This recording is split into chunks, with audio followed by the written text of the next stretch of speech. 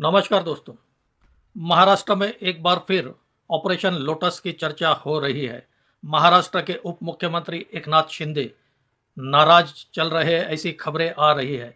जुलाई 2022 में जब एक ही शिवसेना थी जिसका नेतृत्व उद्धव ठाकरे कर रहे थे और तब वे महाराष्ट्र के मुख्यमंत्री थे, तब जुलाई 2022 में एकनाथ शिंदे ने शिवसेना की पार्टी में विद्रोह कर दिया था और करीब आधे से ज़्यादा विधायकों को लेकर सूरत और बाद में गुवाहाटी चले जाते हैं।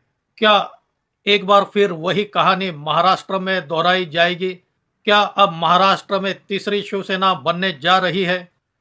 और अगर ऐसा होता है तो जो भूमिका एकनाथ शिंदे ने जुलाई 2022 में जब एक ही शिवसेना थी वह निभाई थी, तो अब शिंदे शिवसेना में यह भूमिका कौन निभाएगा? संक्षिप्त में कहे तो शिंदे सेना में विद्रोह का नेतृत्व कौन करेगा?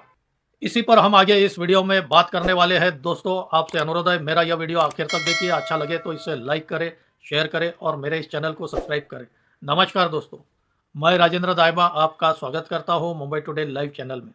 इस बात के अब पुख्ता संकेत मिल रहे हैं कि भाजपा एकनाथ शिंदे को जितना पॉलिटिकली एडजस्ट करना था उतना कर चुकी है। अब एक तरह से कहे तो एकनाथ शिंदे के अब इससे ज़्यादा नखरे भाजपा नेतृत्व अब सहन करने की तैयारी में नहीं है, मानसिकता में नहीं है।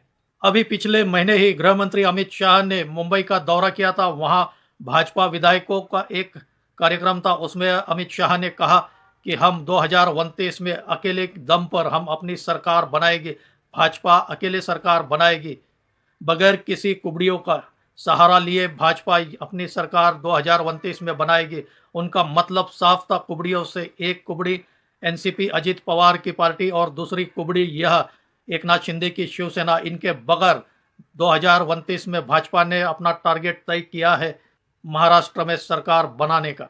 और अगर भाजपा को अपने दम पर महाराष्ट्र में सरकार बनाना है तो भाजपा को 2029 का विधानसभा चुनाव यह 200 से ज्यादा सीटों पर लड़ना होगा। अभी भाजपा केवल 140 सीटों के आसपास चुनाव लड़ पाई।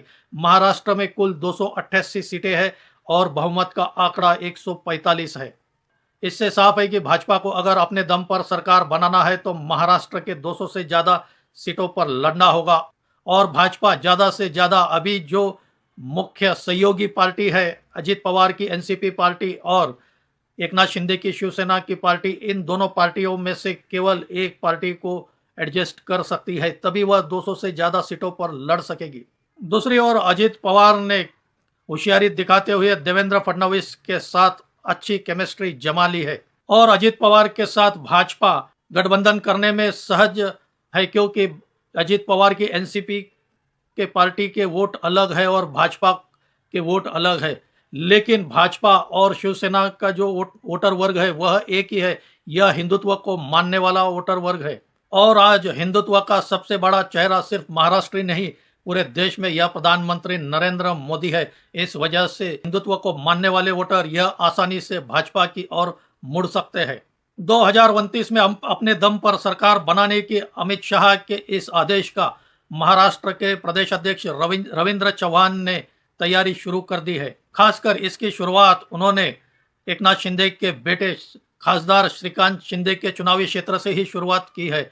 श्रीकांत शिंदे के करीबी पार्षदों को भाजपा में कुछ दिन पहले ही रविंद्र चौहान ने प्रवेश दिया और पिछले कुछ 2-3 दिनों में ऐसा ही 2-3 जगह पर हुआ है और इसी वजह से उप मुख्यमंत्री एकनाथ शिंदे नाराज हो गए। बीच में खबरें भी आई थी कि शिवसेना एकनाथ शिंदे के सभी मंत्रियों ने महाराष्ट्र की कैबिनेट मीटिंग पर बहिष्कार डाला है और इसके 2 दिन बाद ही एकनाथ शिंदे गृह मंत्री अमित शाह से मिलने नई दिल्ली भी जाते हैं। लेकिन अमित शाह ने इस बार स्पष्ट कर दिया कि अपनी पार्टियों के कार्यकर्ताओं को संभालना पार्टी की जिम्मेदारी है। अब 2024 में विधानसभा के चुनाव हो रहे थे, तब करीब 4-5 जगह पर ऐसा हुआ भाजपा का उम्मीदवार शिवसेना की ओर से लड़ता है। इसका उदाहरण है मुंबई के घाटकोपर में मुरजी पटेल अभी जो विधायक है यह भाजपा के थे और लेकिन यह सीट शिवसेना को छूटने की वजह से वह शिवसेना में प्रवेश करते हैं और वहां से शिवसेना की ओर से चुनाव जीत कर आते हैं।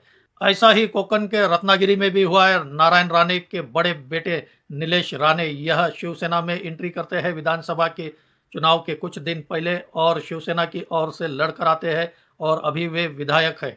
ऐसा कहा जाए तो गलत नहीं होगा। अभी जितने भी विधायक है शिंदे की शिवसेना में, उसमें से करीब 4-5 विधायक यह भाजपा को ही मानने वाले विधायक है और यह सभी देवेंद्र फडणवीस के काफी करीबी माने जाते हैं। नीतीश राणे यह महाराष्ट्र सरकार में अभी मंत्री भी है।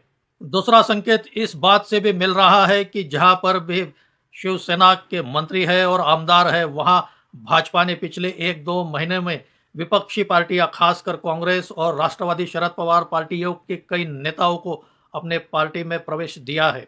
अभी शिंदे शिवसेना के मंत्री है शंभूराज देसाई, उनके चुनावी क्षेत्र से पाटनकर को भाजपा ने अपनी पार्टी में प्रवेश दिया है। इसी तरह मराठवाड़ा में शिवसेना के आमदार है, जालना से आते हैं अर्जुन खोतकर, वहां पर भी भाजपा ने कांग्रेस पार्टी के पूर्व विधायक कैलाश गोरंट्याल को अपनी पार्टी में प्रवेश दिया है। इसी तरह पुणे क्षेत्र के जेजुरी से विजय शिवतारे आते हैं, उनके खिलाफ भी भाजपा ने विपक्षी पार्टियों के नेताओं को प्रवेश दिया है। ऐसा ही नासिक में भी किया है। इससे साफ संकेत मिल रहे हैं कि जहां जहां शिंदे शिवसेना के मजबूत उम्मीदवार है, उनके खिलाफ भाजपा एक तरह से 2029 में चुनावी राजनीतिक रणनीति बना रही है। एक तरह से कहा जाए तो गलत नहीं होगा कि अभी जहां शिवसेना के मंत्री है और आमदार है, वहां पर भाजपा दबाव बनाने की कोशिश कर रही है इन नेताओं पर। 2029 में विधानसभा चुनाव के पहले ऐसा भी हो सकता है इन कई नेताओं में से भाजपा में प्रवेश कर सकते हैं।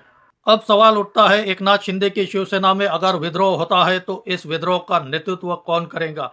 ऐसा भी कहा जाता है कि अभी जो 6-7 मंत्री है शिवसेना में एकनाथ शिंदे के साथ, वह देवेंद्र फडणवीस के काफी करीबी है, क्योंकि जब 2022 में एकनाथ शिंदे सूरत के रास्ते गुवाहाटी गए थे, तब एकनाथ शिंदे के साथ 29 विधायक थे, लेकिन बाद में 7-8 विधायक एकनाथ शिंदे के साथ जुड़ जाते हैं। कहा जाता है इन 7-8 विधायकों को देवेंद्र फडणवीस ने ही भेजा था। इसमें प्रमुख रूप से है अभी महाराष्ट्र में उद्योग मंत्री उदय सामंत, यह कोकण से आते हैं और शिवसेना शिंदे की ओर से उद्योग मंत्री है महाराष्ट्र के। इनके भाई किरण सामंत भी विधायक है।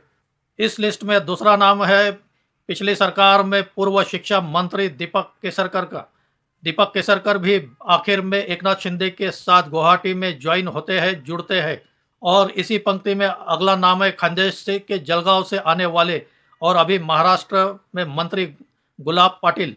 ऐसे करीब 7-8 मंत्री हैं जिनके देवेंद्र फडणवीस के साथ काफी अच्छे संबंध है और कहा जाता है देवेंद्र फडणवीस की वजह से ही यह सभी नेता आखिर में एकनाथ शिंदे के साथ गुवाहाटी में जुड़ते हैं। देखना होगा हमें अब इन नेताओं में से कौन सा नेता विद्रोह का नेतृत्व करता है और भाजपा का ऑपरेशन लोटस यह महाराष्ट्र में फिर एक बार दोहराया जा सकता है। दोस्तों, मेरी यह जानकारी आपको कैसे लगी? अच्छी लगी हो तो इसे लाइक करें, शेयर करें और मेरे इस चैनल को सब्सक्राइब करें। आज यही रुकते हैं। धन्यवाद।